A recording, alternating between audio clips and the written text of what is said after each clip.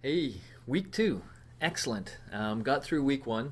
And actually, let me just start by I likely thanked you once already for registering for this course, but I want to really thank you. I'm a bit of an educational technology geek, as you'll come to find out. And, it really is kind of cool for me to be part of this whole MOOC thing that we're all doing together. Just before taping this lecture, the number of students enrolled in this course reached 10,000. I know it's going to reach a lot higher, but that's kind of just a cool thing. It's a cool number. So literally, thank you. I really appreciate it. And on with the fun. So let me sit here, right? There we go. For this week, we are going to be talking about the brain, which lives somewhere around here. There's a lot to talk about in the brain, so I'm going to get right at it. Okay. All right. So week two, lecture one, brain, the matter of mind. Let's start with some stats. Uh, Brain weighs about 3 pounds, which is about 2% of our total body weight. Now, in fact, if you compare us to other animals, that's actually a very high, what we call brain to body ratio. We have the biggest brain of any animal relative to the size of our body. Other animals like whales and such obviously have bigger brains, but they have bigger bodies as well. So at 2%, we have the largest brain to body ratio. But the really interesting thing is the brain's only 2% of the body, but look at the resources it consumes. 25% of our oxygen. So 1 out of every 4 breaths you take goes to your brain, as a way of thinking about it. 70% of the body's glucose supply, blood sugars, goes to the brain. So the brain is a very sugar-hungry organ in the body. And 25% of the nutrients you eat go towards keeping your brain healthy. So despite its relatively small size in the body, it clearly is a really powerful organ that's critical to our survival.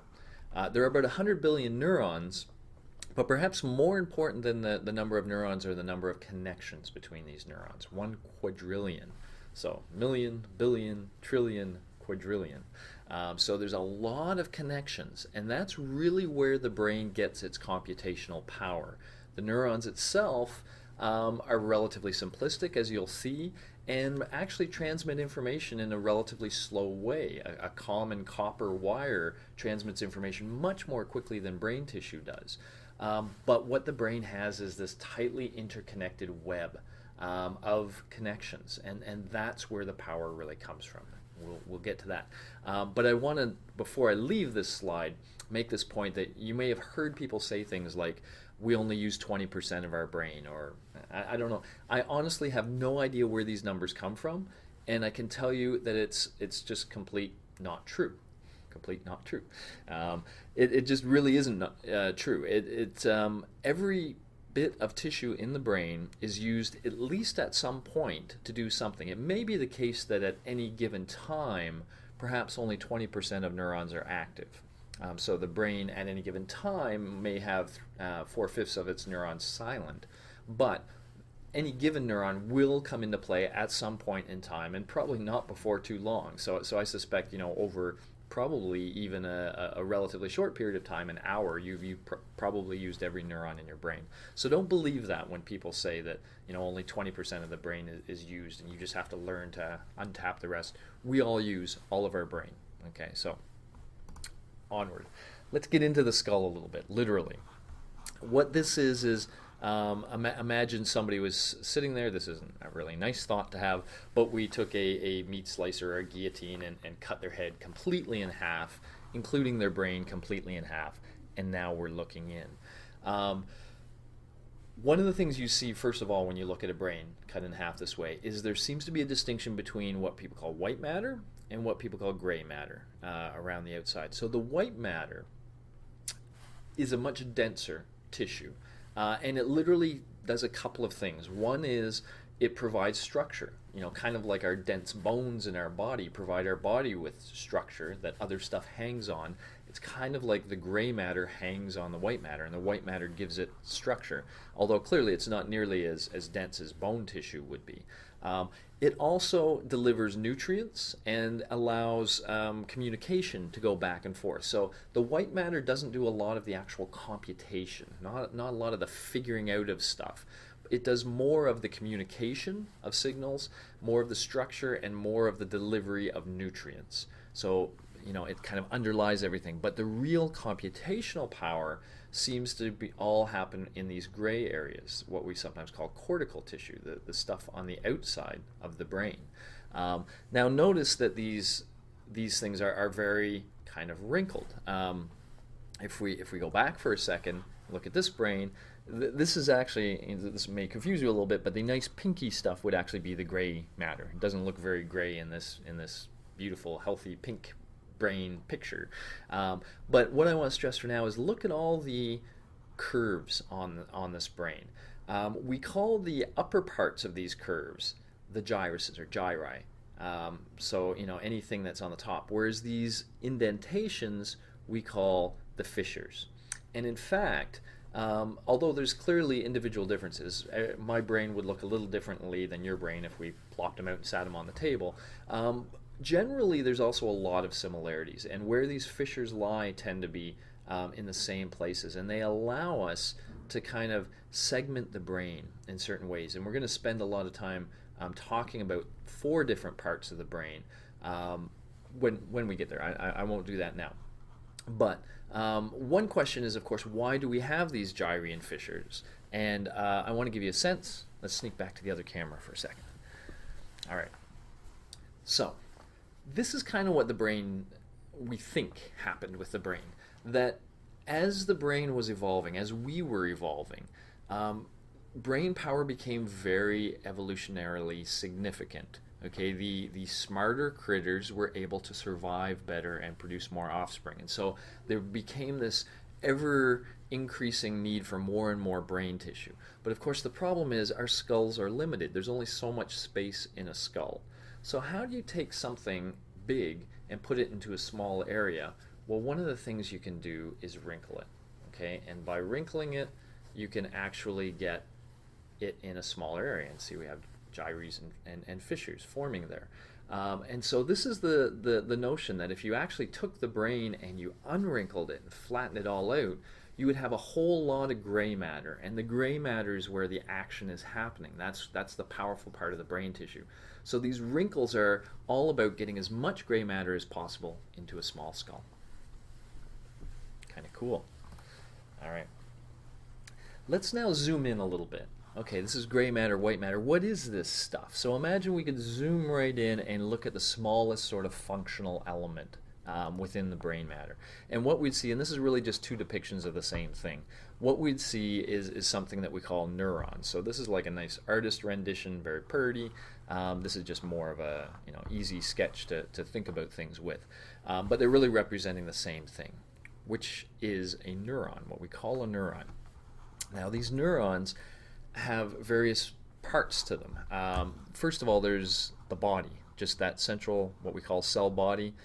Here you see it here, in this one it's right here, and it has a nucleus in the middle. You see that in both as well.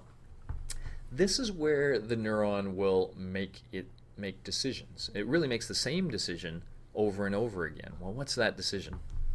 It's deciding whether it's going to send a signal to the other neurons it's connected to. So you can almost think of this as like a Twitter kind of or social networking kind of thing. That every given moment you have to decide whether you're going to send out a tweet about something or not. But for you to send out something, there has to be enough reason to do that. Well, how do you know whether to do that or not? I'm mixing my metaphors here. I hope you stay with me. Here's how neurons work. They have these dendrites at the end, or in these nice artist renditions. This is where other neurons can communicate with this neuron.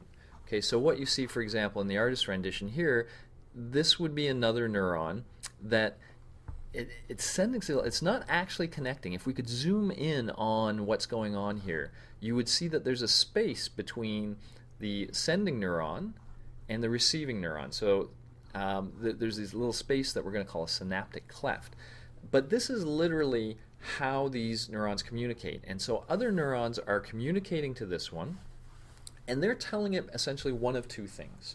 They're either saying, hey, get excited, get excited, get excited, or they're saying, chill, man, relax. So we call that an excitatory signal or an inhibitory signal. Okay, they're either trying to excite the neuron or they're trying to inhibit it. And now a bunch of different neurons are connected to this one. Some of them are trying to excite it, some of them are trying to inhibit it. And really, what's going on in the cell body is it's summing all of these signals, and it's asking itself the question, not literally, of course, mathematically and neurochemically, is there enough excitement for me to get excited? So it's literally comparing the how many excitatory signals am I getting, how many inhibitory signals am I getting. If there's enough of a difference, if there's enough more excitatory than inhibitory, enough to exceed some threshold level, then this neuron is said to fire. Okay, what's that mean? Well, what it means is this electrochemical process is initiated. These gates are open, which allow chemicals to flow back and forth. These chemicals have different charges, positive or negative, and so when they flow back and forth, they trigger this chain reaction, kind of like, in a sports stadium where people do the wave. One person does the wave, and then the person next to them, same idea. There's this chain reaction that happens down what we call the axon. So the axon is this very long tail, as it were, that leads from the cell body, and at the very end has these what we call axon terminals or terminal buttons. So if we go to the artist's rendition, you see here's the axon. And so the signal would translate down here, kind of like the wave in a sports thing, and then ultimately would come to one of these buttons, which is what we have the blow up here. And what then happens is this neuron releases some chemicals into the synaptic cleft, into that space between it and the receiving neuron. Those chemicals are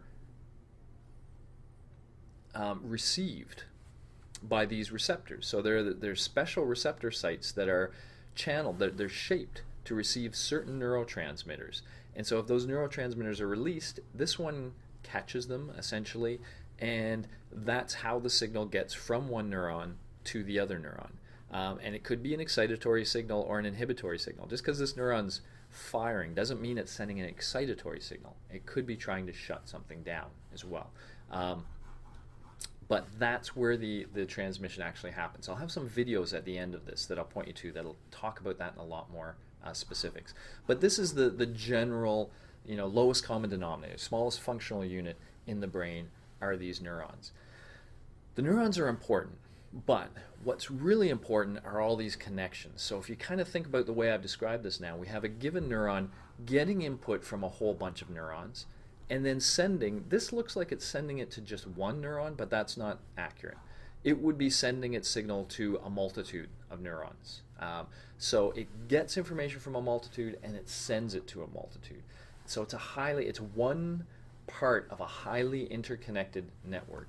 And that's really important to understanding brain processing, because if we look at something like pain, for example, pain reception, there's not a part of the brain, like a little tiny part of the brain that reacts to pain. Instead, the brain seems to respond to stimulation using what's called distributed processing. It represents the information in a multitude of areas simultaneously. Sometimes the specific information being encoded are sort of parts of the greater picture. So here's an example. This is brain areas that are related to pain processing, but we've kind of broken pain up into three aspects of it. The actual feeling that you're feeling, the emotion that feeling is causing, and any thoughts that might be triggered by this painful event. So just to give you a sense of that, imagine what you're feeling is muscle pain because you worked out last night. Well, there is a pain. There's a sensory feeling of that pain. There's an emotional feeling, which might be like a little bit of but when you combine it with the cognitive, you know that came from the fact that you worked out, and you probably feel good about working out. And so it could be that this affective, even though it's pain, it could be sort of a positive aspect that's linked to the cognitive fact that you worked out. So now if we look at the brain, we see that some parts of the brain are very reactive to the sensory aspects of it. Those are the green ones. Some parts are very sensitive to the emotional aspect, the affective aspect. You see those here, anterior cingulate especially. Other areas are reactive to the cognitive parts, much more frontal areas of the brain. And some areas are reactive to a combination. So this sort of brownish color reflects the combination of sensory and affective. Those are areas like here. And finally, the purplish represents the combination of affective and cognitive, as you're seeing here, here, and here. Now, I'm not going to get into what all these brain areas are right now. The point I want you to take from this is that that experience of pain is a distributed experience. It's represented by multiple parts of the brain simultaneously, thanks to these highly interconnected networks of neurons. That's a really important point because the brain has to deal often with noisy inputs. So let me make this clear. Here's an apple. This is a distributed representation, the way I present it to you. When we see visual things, they are distributed representations. What I mean by that is, if we imagine the screen and the pixels lit here, what we really have is a combination. Some pixels are sending out a white signal. Some pixels are sending out a red signal. Some are sending out a white signal in the middle of a bunch of others that are sending out a red signal. The brain is taking all of this information and somehow combining it in order to form this concept that we all have of an apple. So we can see an apple from all this information. Now imagine, instead of thinking of the pixels, imagine these were neurons reacting to something out there. And again, all these neurons can be sending their signals, and that pattern of activation across the neurons could be what actually defines the fact that this is an apple we're experiencing. Now, the nice thing about this is that it's very tolerant of noise. Okay, let me throw this image up here. Let's say we put a bunch of dots over here to block out what the information that some of the pixels are sending, if you want to think of it that way, or imagine some neurons stopped sending signals. Well, just because a bunch of neurons are not operating well or not giving us a clear signal, we can still see the apple. If there are enough that are sending consistent activation patterns, then we can still interpret what's out there, even though there's a whole lot of noise. So when we talk about graceful degradation, what we mean is if parts of brain tissue actually died, you still have an ability to interact perfectly well. No single neuron is going to suddenly make you not see what apples are anymore. And this also allows the brain to be very tolerant of noise, and that's really important. So let me give you an example of that for a second. You've been listening to my voice, but I'm going to shut up for a second. It'll be a rare event in these lectures, I promise you. But I'm going to shut up for a second, and I want you to listen to other sounds that are around in your environment. Okay, here goes.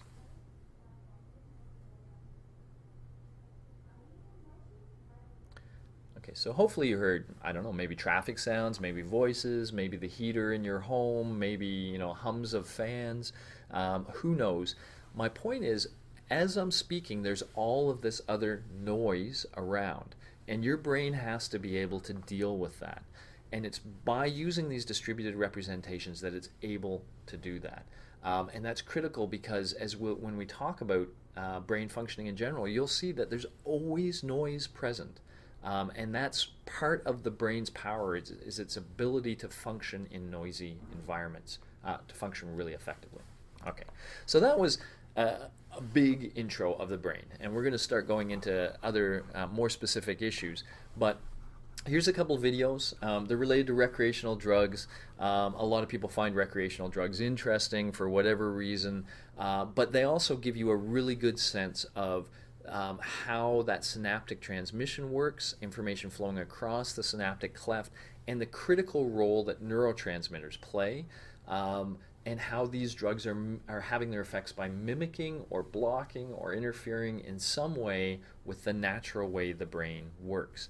So you'll learn a little bit maybe about cocaine and marijuana here, but you'll also learn a whole lot about synaptic transmission, and that's why I have those here. I have a Wikipedia reading, but I also have a neat website where you can interactively kind of learn about the brain. So another great way to follow up from this. Alrighty, so we will continue on. Our next lecture is going to talk about the whole issue of why we can suddenly get so excited when something, say, scary happens, and the idea that there actually is kind of a switch inside of you that can switch you from being relaxed to ready, and how the brain relates to all that. All right, see you in the next one. Have a great day. Bye bye.